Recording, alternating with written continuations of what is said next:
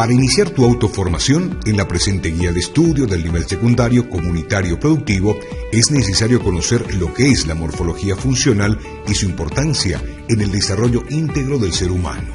En tal sentido, te proponemos observar este video sobre la morfología funcional. Día con día, el ser humano realiza actividades que suelen ser tan comunes como el caminar, correr, brincar, entre muchas otras que hacemos de manera natural. Sin embargo, nos hemos detenido a preguntar: ¿cómo es que podemos realizar estos movimientos? ¿Qué es lo que hace posible que los llevemos a cabo? En fin, estas y muchas otras cuestiones son a las que daremos respuesta a lo largo de este vídeo, ya que el objetivo general de este proyecto es conocer y profundizar la importancia que tienen los huesos y las articulaciones en movimientos tan simples como los que ya he mencionado, y nos enfocaremos en 5 movimientos que son: retracción, depresión y rotación del hombro, supinación del tobillo y, por último, extensión de los dedos de la mano. Esperamos y que sea de su agrado. Retracción de hombro. Este movimiento se lleva a cabo mediante el uso de 2 articulaciones en especial. Primero, escapulohumeral, que es una articulación perteneciente al grupo de las enartrosis, variedad de diartrosis, cuyas superficies articulares son la cabeza del húmero y la cavidad glenoidea de la escápula, ambas recubiertas de cartílago articular y alino. Segundo, articulación acromioclavicular. Esta une la extremidad lateral de la clavícula con el borde medial del acromión. Esta es una artrodia.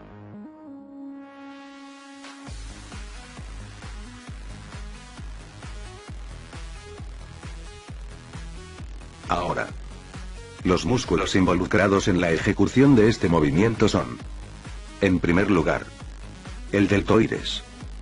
Este es un músculo del hombro. Tiene la forma de un semicono hueco que rodea la articulación del hombro y une la cintura escapular a la diáfisis humeral. Segundo, tríceps braquial cabeza larga. Tercero, tríceps braquial cabeza lateral. Cuarto, tríceps braquial cabeza medial. Y en conjunto, el tríceps braquial es el único músculo de la parte posterior del brazo superior, se conecta con el húmero, hueso de la parte superior del brazo, el omóplato y el cúbito, el más largo de los huesos del antebrazo, y es el principal extensor del codo. Y bien, este movimiento se ejecuta dentro del plano sagital.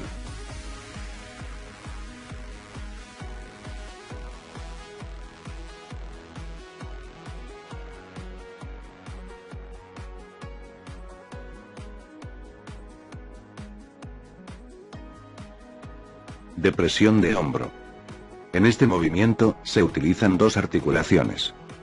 Primera, articulación esternoclavicular. Esta pone en contacto al esternón y al primer cartílago costal por un lado, con la clavícula por el otro. Entre las superficies articulares se interpone un disco articular, que se amolda a las mismas. Se trata de una diartrodia, del tipo encaje recíproco, de movilidad reducida. Segunda, articulación escapulohumeral o glenohumeral. El movimiento de la articulación glenohumeral se efectúa a manera de una acción neuromuscular compleja, con los movimientos permitidos para una articulación incongruente. La cabeza del húmero es una superficie redonda y convexa que se desliza sobre un gran arco de la fosa glenoidea cóncava y poco profunda. Ahora, los músculos que intervienen en este movimiento son: supraespinoso. Este es un músculo piramidal, que se origina en la fosa supraespinosa de la escápula, desde donde su tendón pasa el acromión por debajo, y se fija en la punta de la tuberosidad mayor del húmero. Infraespinoso. Este músculo es superficial pero está cubierto por una fuerte fascia que lo aplasta contra la escápula. Y se origina en la fosa infraespinosa, que ocupa totalmente, y desde ahí su tendón se dirige a la cara postero externa del tubérculo mayor del húmero. Su origen se encuentra en la totalidad de la superficie de la fosa subescapular. Y por último, redondo mayor. Este es un músculo voluminoso, de aspecto redondeado que se localiza en la región posterior del hombro. Extensión de los dedos de las manos. En este movimiento de extensión participa la articulación metacarpofalángica, compuesta por los huesos del metacarpo y las falanges, la articulación metacarpocarpiana compuesta por el carpo y metacarpo. Los músculos que participan son: el músculo extensor largo de los dedos. Este es un músculo peniforme inervado por el nervio peroneo profundo, y tiene la función de producir la extensión simultánea de los dedos del pie, excepto el dedo gordo músculo extensor del índice. Este es un músculo delgado y elongado, localizado en la parte posterior del antebrazo. Al hacer su recorrido, corre paralelo al extensor largo del pulgar, medial a este. Músculo extensor del meñique. Este es el más superficial y posterior, estando detrás del índice, por lo que hay que aportar este último para poder verlo. Músculo extensor largo del pulgar. Este es más profundo. Es equivalente al extensor del índice o del meñique. Su trayectoria curvilínea le hace estar muy tenso y presenta una estructura fusiforme. Extensor corto del pulgar. El extensor corto del pulgar. Este es el músculo que se encuentra situado debajo del extensor común en el dorso del antebrazo, y conectado con el músculo abductor largo del pulgar. Su tendón constituye el límite radial de la tabaquera anatómica. Supinación del tobillo. En la supinación del pie podemos observar a dos articulaciones involucradas en este movimiento. La primera. Articulación del tobillo o supraastragalina. Se trata de una trocleartrosis formada por la cara distal de la extremidad inferior de la tibia y por las carillas articulares de los maléolos, junto con el astrágalo que ofrece su polea para permitir los movimientos de flexo-extensión. Ahora. Músculos involucrados en este movimiento. Tríceps sural. Un músculo de la pierna constituido por la unión de los músculos gastrocnemios, conocidos como gemelos, y el sóleo, que se insertan conjuntamente en el calcáneo del pie mediante el tendón calcáneo, comúnmente conocido como tendón de Aquiles. El músculo tibial posterior. También llamado musculus tibialis posterior, tiene forma alargada y está situado en la región posterior de la pierna, en el plano profundo. Músculo flexor largo de los dedos del pie. Este se origina en la parte media de la cara posterior de la tibia, por debajo de la línea oblicua. Y por último, el músculo flexor largo del dedo gordo. Este es un músculo que está situado en la pantorrilla, más profundo que el tríceps sural. Ahora trabaja en tu guía de estudio, interpreta desde tu percepción qué importancia tiene la morfología en la formación integral del ser humano.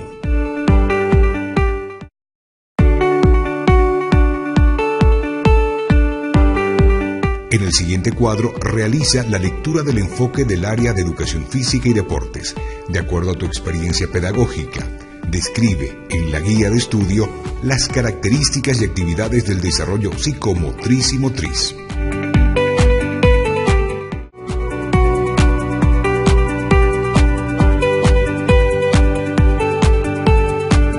Para iniciar el contenido es necesario conocer la antropometría y su importancia en el desarrollo integral del ser humano. Es por ello que te proponemos observar este video, la antropometría.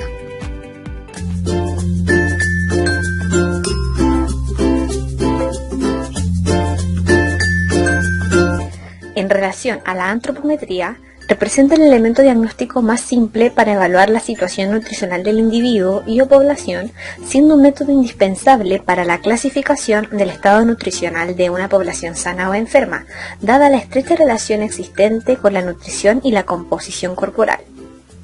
La antropometría en el adulto consiste en la toma de mediciones corporales como peso, talla, perímetros y pliegues cutáneos, entre otros.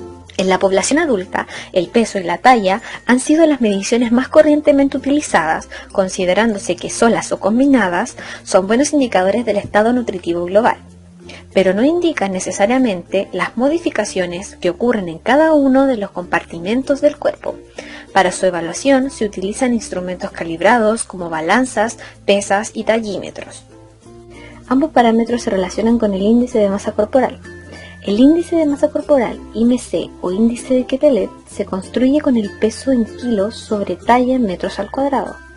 Este índice mantiene una buena correlación con la grasa corporal, así como con marcadores de complicaciones secundarias de obesidad, como lo son la presión arterial actual, lípidos y lipoproteínas séricas y con mortalidad a largo plazo, y es fácil de establecer en el control habitual. Luego, interpreta el video desde tu perspectiva en la guía de estudio, respondiendo las siguientes preguntas problematizadoras. ¿Cuál es la finalidad de la antropometría en el proceso educativo? ¿Qué instrumentos utilizamos de nuestro contexto para realizar las medidas antropométricas de los estudiantes y qué importancia tienen estas medidas? ¿Por qué es necesario conocer el desarrollo físico-biológico de los estudiantes a través de las medidas antropométricas?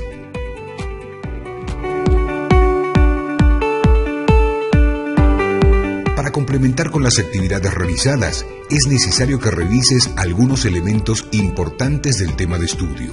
Para ello, te proponemos que leas ¿qué es la antropometría? Busca el texto en la pestaña Recursos y descarga del menú interactivo. Busca lectura complementaria para la maestra o maestro.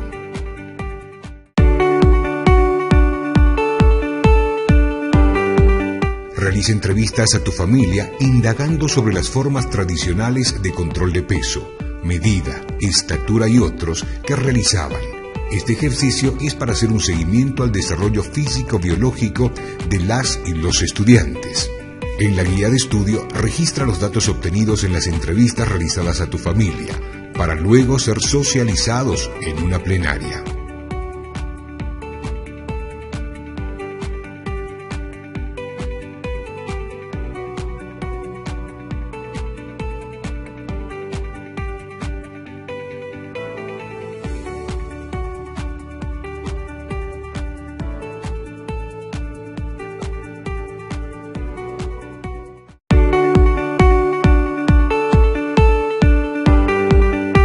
Con los estudiantes realiza las fichas personales de medidas antropométricas según las necesidades que se tengan en el contexto de la unidad y lo que el maestro del área vea necesario. Como ejemplo, puedes descargar la ficha antropométrica de la pestaña Recursos y descargas del menú interactivo. Luego de terminada la elaboración de nuestras fichas personales, realizaremos la toma de las medidas antropométricas. Para obtener una mayor efectividad en la realización de la toma de las medidas, seguiremos los siguientes pasos. Organizar grupos y estaciones. Elegimos un coordinador. Establecemos las reglas del procedimiento de medición. Acompañamos el proceso de recojo.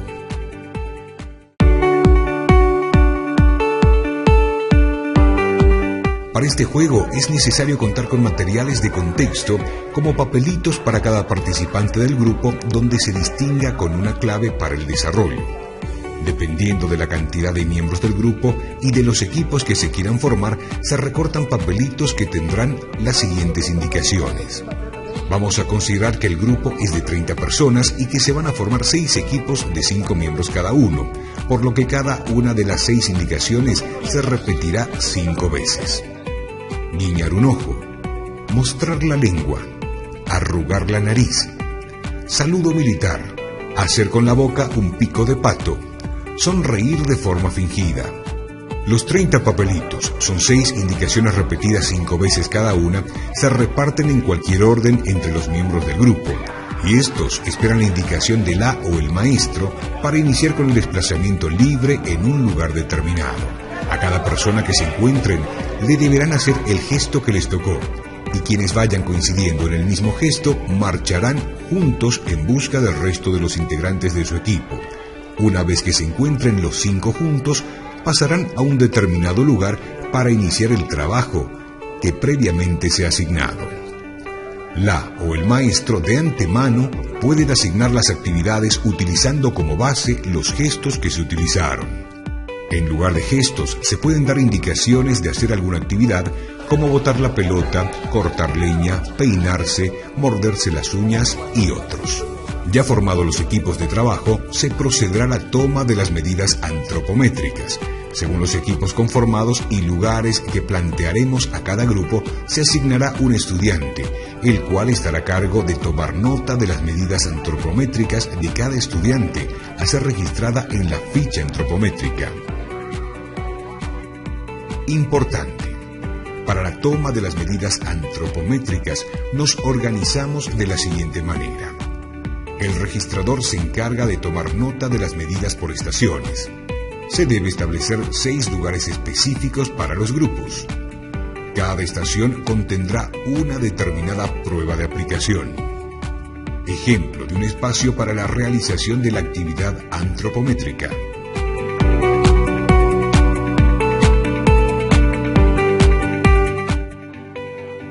Ahora te presentamos algunas recomendaciones para la realización correcta de las medidas antropométricas. En el caso de la toma de peso, el estudiante debe subir descalzo a la balanza, idealmente con pantalón corto y una polera ligera, y debe permanecer sobre la balanza durante 5 segundos sin moverse y manteniendo una separación de pies normal.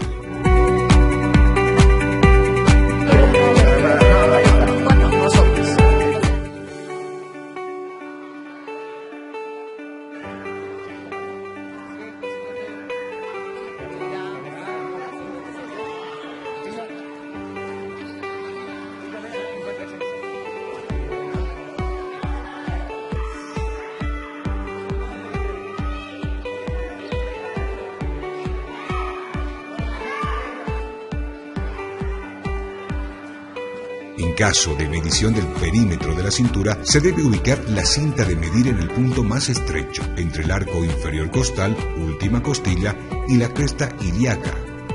Si la zona más estrecha no es aparente, la medición se realiza en el punto medio, entre los 2 puntos referidos anteriormente. Se debe registrar la medida en centímetros con un decimal.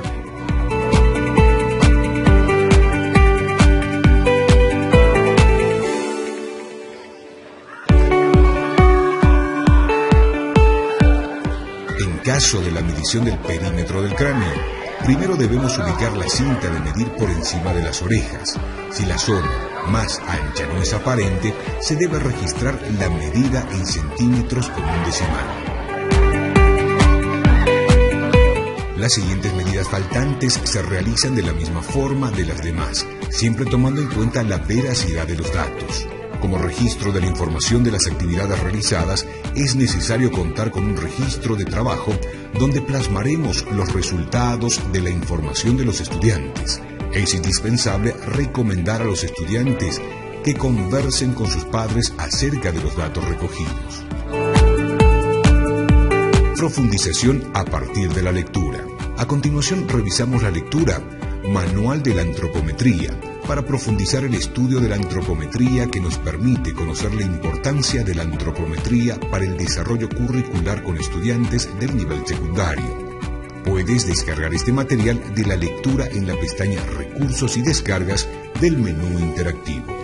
Una de las actividades a realizar con los estudiantes para reconocer y obtener información para fortalecer sus conocimientos partiendo de la experiencia es la de visitar un mercado, supermercado o la bodega del barrio con la finalidad de recoger información acerca de los precios de los productos de consumo alimenticio. Luego, en la próxima clase, se realiza la socialización y la clasificación de los productos según sus beneficios nutricionales y con la realización de una tabla de los alimentos. Para sistematizar la información, utiliza la lluvia de ideas con las siguientes preguntas. ¿Qué alimentos en común reconoces y qué beneficios nutricionales tienen para la salud? ¿Qué comparación podemos realizar entre las frutas, verduras y las frituras, comida chatarra, para el beneficio de nuestra salud? ¿Qué tipo de alimentos utilizamos más frecuentemente en casa y lugares que visitamos para nuestra alimentación? Luego plantea a los estudiantes las siguientes interrogantes y plásmalo en tu guía de estudio.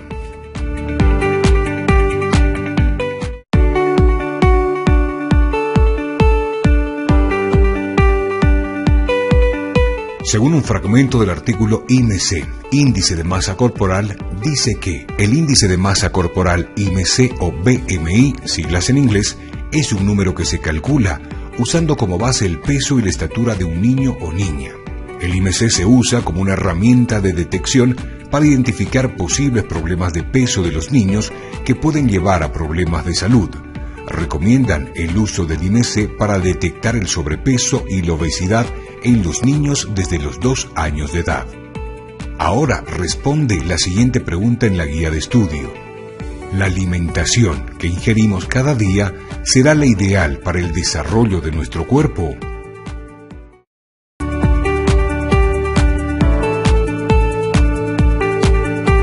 En otro fragmento del artículo de El uso del IMC para niños y adolescentes, menciona que, en los niños, el IMC se usaba para detectar la obesidad, el sobrepeso, el peso saludable o el bajo peso. Sin embargo, el IMC no es una herramienta de diagnóstico.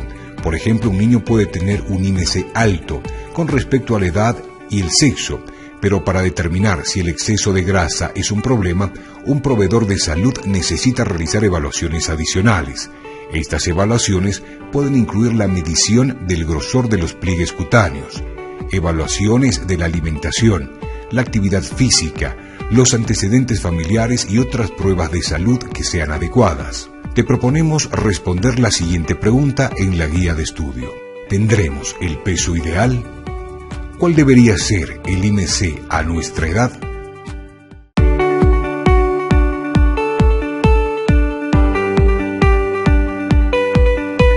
Después de calcular el IMC en los niños y adolescentes, el número del IMC se registra en las tablas de crecimiento de los CDC, crecimiento de desarrollo corporal, para el IMC por edad, para niños o niñas, para obtener la categoría de la percentila.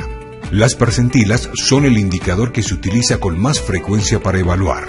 Las tablas de crecimiento muestran las categorías del nivel de peso que se usan con niños y adolescentes: bajo peso, peso saludable, sobrepeso y obeso.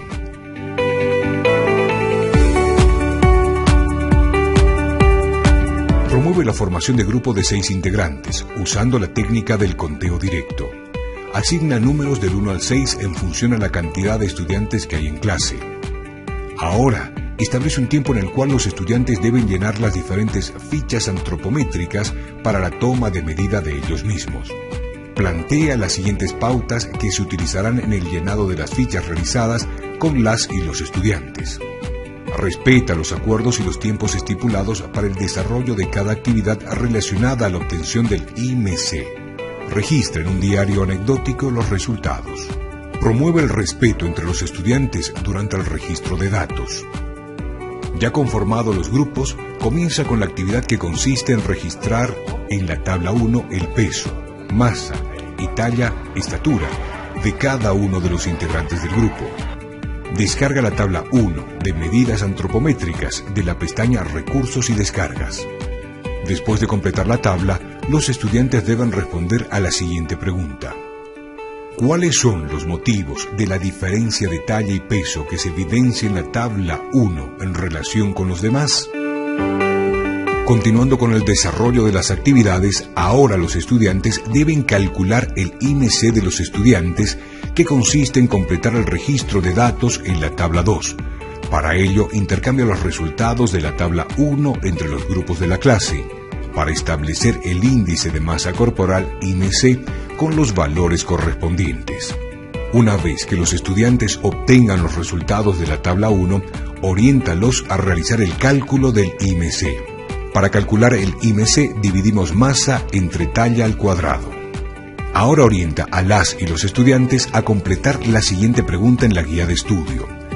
¿Crees que los valores obtenidos en el IMC están dentro de los parámetros normales de cada uno de los integrantes del grupo de nuestro contexto? Continuemos con la sistematización de los datos y la obtención del IMC. Los estudiantes deben completar la tabla 3 de la guía de estudio, registrando el IMC de sus compañeros de grupo y la condición en la que se encuentran. Luego de completar la tabla 3, las y los estudiantes responden en la guía de estudio las siguientes preguntas.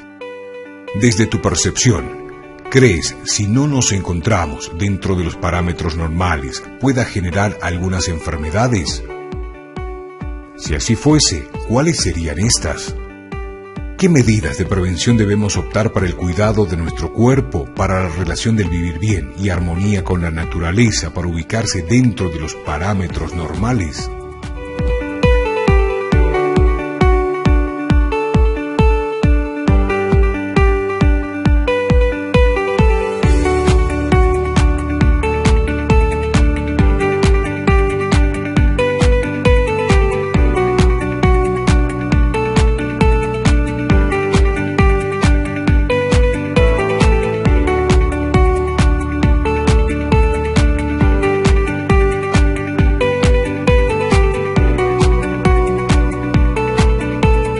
Compartamos nuestros conocimientos a través de la aplicación del test Calidad de Vida.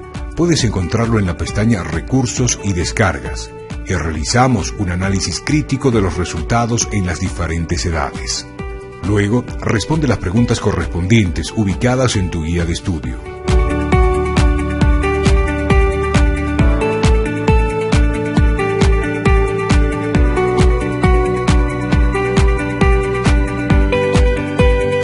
Ahora, organizados en grupos comunitarios, reflexionen y compartan las vivencias relacionadas a las siguientes interrogantes.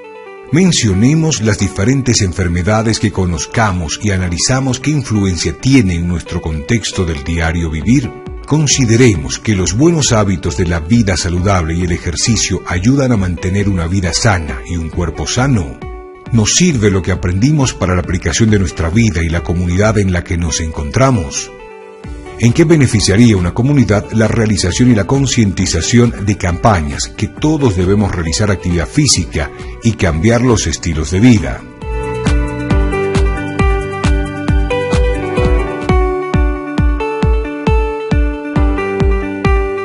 Organiza grupos comunitarios y elabora un registro anecdótico de las actividades realizadas a partir de la información obtenida en las fichas antropométricas que nos permitirán cambiar nuestros hábitos y cuidados del cuerpo para tener una buena salud integral. Al igual que el resto del material, puedes descargar la ficha anecdótica de la pestaña Recursos y Descargas del menú interactivo. Resuelve la siguiente sopa de letras con tus estudiantes y conceptualiza las palabras encontradas y comprueba si están presentes las características de las medidas antropométricas en tu contexto educativo. Elabora las fichas de control antropométricas de las y los estudiantes del nivel secundario comunitario productivo, ejemplificando las características según el contexto donde se realizó la práctica educativa. Descarga esta ficha en la pestaña Recursos y Descargas en el menú interactivo de la guía de estudio. Una de las consignas que tendrás que realizar es la elaboración de un video de las experiencias para obtener una base de fuente de verificación en el transcurso del desarrollo curricular. De la misma manera, elaborar un cuaderno anecdótico con collage de fotografías vivenciales tomadas en el proceso de la práctica pedagógica, para fortalecer conocimientos entre el estudiante, docente y la comunidad en bien de la educación de Bolivia íntegra.